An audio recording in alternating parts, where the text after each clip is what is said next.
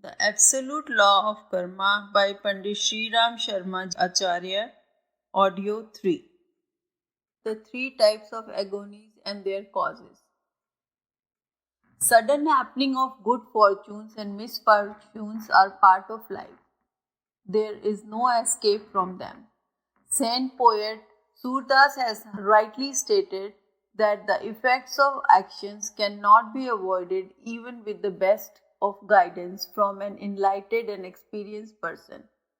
In spite of having Maharishi Vasishtha as his guru, Shri Ram has to undergo the agony of death of his father, abduction of his wife Sita, and subsequently her forced banishment of Rishi Valmiki ashram. It would not be proper to assume that the misfortunes are punishment given by an angry god to chastise an erring person.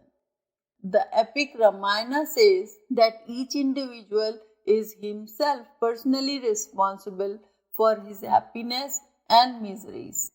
Kahu na kavo dukha sukha data, nij nij kam bhog sab bhrata. All beings reap the fruits of their own karma. They rejoice or wail, weep or suffer because of their own doing. With each living being, God has provided an intelligent mechanism which determines fruits of his action. Take a fish swimming in the water or a snake moving on sand. We leave behind footprints of our own karmas. These impressions are known as sanskaras in spiritual parlance. Evil deeds generate distressful sanskaras which in course of time sprout as suffering, like self-growing thorny bushes. Now we shall discuss the three categories of karmas and their characteristics and the consequences. Happiness and peace is the natural state of mind.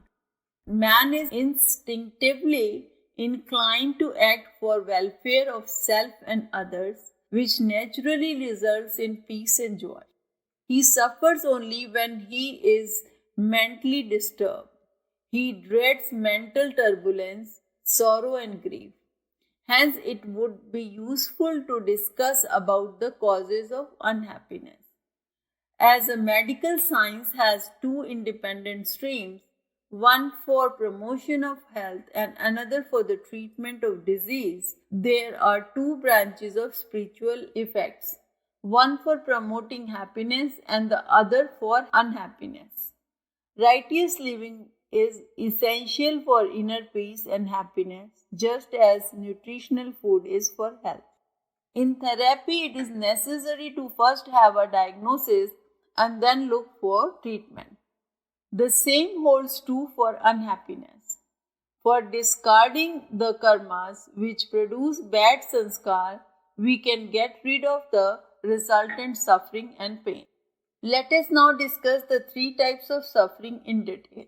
As mentioned earlier, misfortunes influence the person by creating three types of adverse reaction.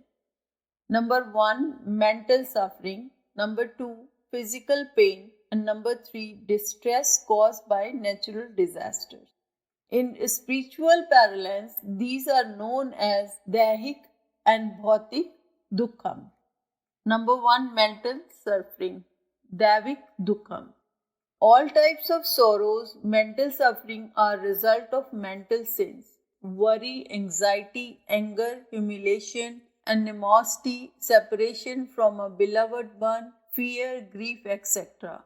are signs of divine justice for mental sins. Mental sins are those willful karmas, deliberate acts of mind which are carried out under the influence of a strong negative emotion stimuli. We may call mental sins as corrupt function of mind like jealousy, perfidy, deception, annoyance, cruelty, etc., which pollute the environment around the inner psyche. Mental sins do not provide any physical gratification. Like a smoke-filled room, an environment created by pollutants of mind suffocates the soul. The soul, being a portion of the omnipresent divinity, is intrinsically pure. It does not permit accumulation of sinful thoughts around itself and is always eager to push out the pollutant in some way or the other, in the same manner as the body expels the harmful food. The soul is meticulously careful about the purity.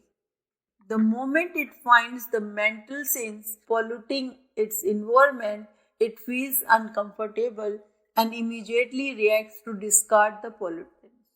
Though our external conscious mind is hardly aware, the inner subtle mind is always seeking the opportunities to throw off this burden.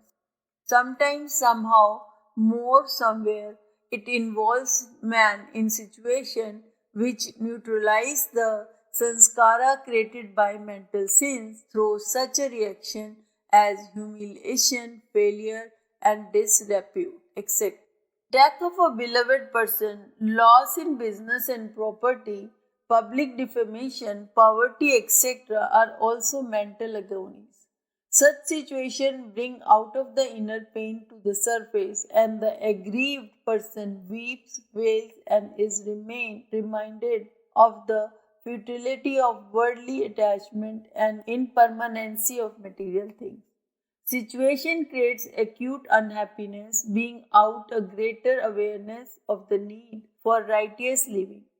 Man is motivated to refrain from committing sinful deeds in future and follow an upright path in life.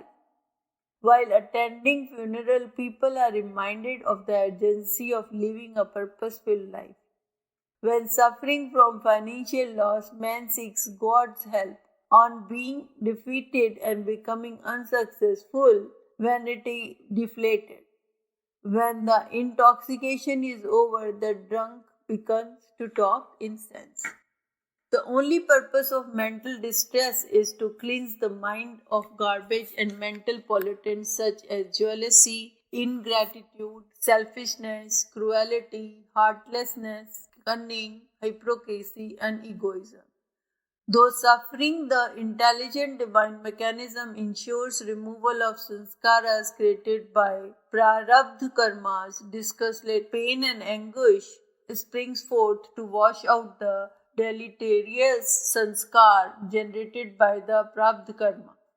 Apparently, sin like theft, vulgarity, robbery, adultery, kidnapping, and violence are committed physically. But since these are basically outer manifestation of mental stimuli, such acts fall in the category of mental sins. Now, second type, physical suffering, dehik dukhas. The cause of congenital deficiencies and genetic disease is misutilization of the corresponding organ in the previous life cycle. After that, the soul discards the physical body but carries forward the astral body, Sushma Sharira, to the next life. In the succeeding birth, the new baby is shaped for its astral body. The astral body carries with the nuclei seeds of sanskaras of earlier physical existence of the next reincarnation. The corresponding components of physical organs which are immorally used in the previous life lose their vitality in the astral body but manifest as malfunctioning of those organs in the physical body of the next birth. Thus, it is possible for a sexually indulgent person to be born with a congenital impotence or with imperfection of sexual organs in the next life. Note that Roman Catholic Church defines indulgence as a partial remission of the temporal punishment that is still due for sin after absolution. Giving exemplary punishment for overindulgence in this manner, the divine justice also provides the being an excellent opportunity for the self-upliftment. The temporary period of non-function or malfunction of affected faculty serves the purpose of caution as well as rejuvenation for the next life. That is to say, whichever organ of the body is recklessly misused for sense gratification is deemed to be engaged in a physical sin. In the next life, that organ is either found missing or appears as a congenital defect. These congenital physical deformities or disease are for remission of sins. The compulsive rest rejuvenates the organ of body, also relieves the burden of sin from the mind through repentance.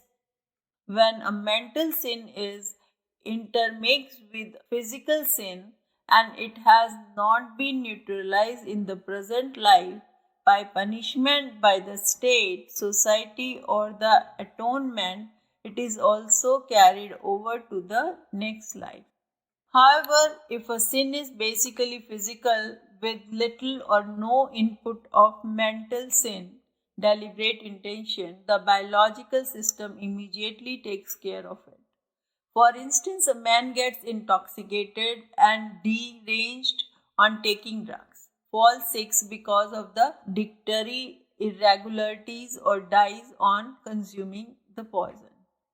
This is a physical punishment for a physical sin. The body cleans itself of the small physical sins speedily and then are neutralized in this very life. On the other hand, as mentioned earlier, serious physical vices which are also associated with mental stimuli are carried over to the astral body for being worked out in the next life. Now the third one is suffering resulting from natural calamities is bhautik dukhas. Of late, science has begun to appreciate the impact of lopsided human activities on pervasive global life sustaining elements of nature. Indiscriminate use of chlorofluorons, carbons by some developed countries is damaging the global atmosphere for entire humankind by producing a greenhouse effect. Reckless deforestation in certain part of the world is creating worldwide ecological imbalances. Such examples illustrate that basic elements of nature are globally independent and local changes in them are universal implication. The following observation being out this eternal truth. Pran, the universal life force, is one of the vital elements of nature, which is an integral constituent of all animatic beings. The entire human race is interconnected with this all pervasive element.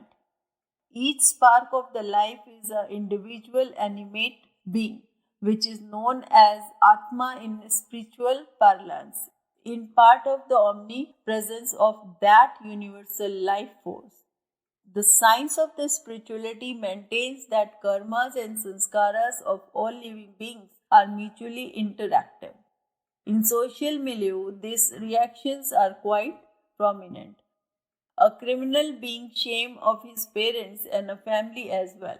The latter two suffers disgrace since disregarding their responsibilities by not performing the right karmas. They did not exert enough influence to make the person a good citizen. The responsibility for spiritual development of a child lies with the parents and other adults of the family. Hence, though it is the material world only the offenders receive the punishment, for the law enforcing and the society, the soul of the parents and other family members too have to suffer partially for their dereliction of duty, which the divine jurisprudence considered as a sin. When the neighbor's house is on fire, you cannot remain a silent spectator, since soon you may also become a victim. If, in spite of being capable of preventing, one look on act of theft, bulgari, rape, murder, etc. Indifferently, the society would look down upon such a person contemptuously, and the law would not spare him. The law of divine justice to follow a similar norm.